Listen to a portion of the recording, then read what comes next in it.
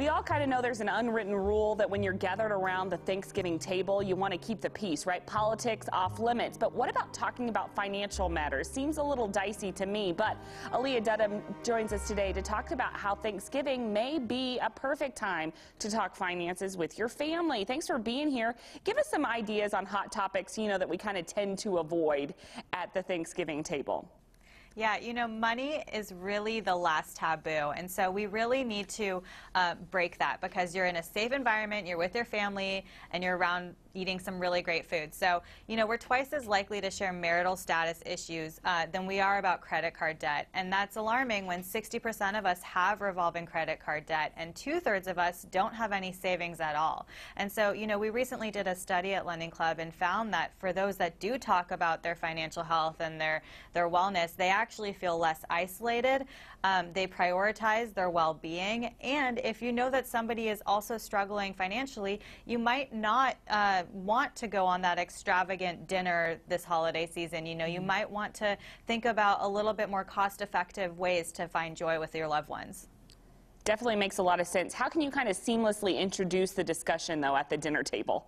Yeah, so the way to introduce the conversation is, everyone wants to know how you're doing. Give them a life update, but add a little money twist to that. So, are you saving for something? Have you just started a new job?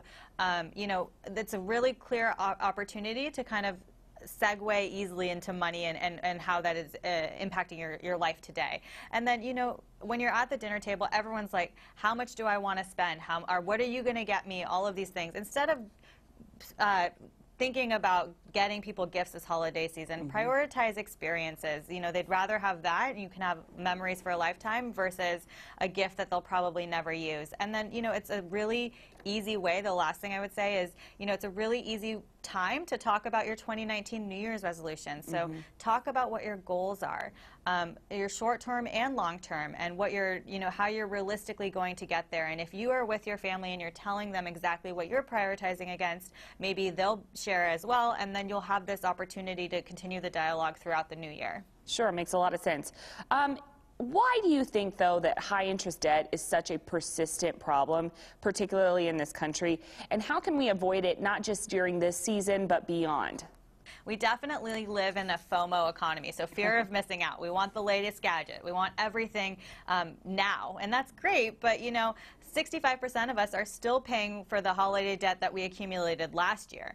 So one of the ways to avoid that is to really take stock of your finances, right? So if you're going to swipe responsibly.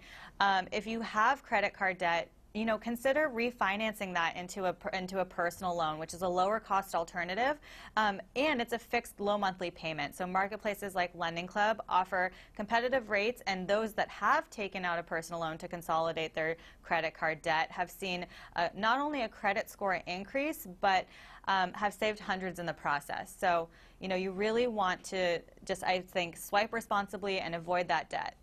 All right, very good advice. We'll check out y'all's website. Thank you so much for being here today.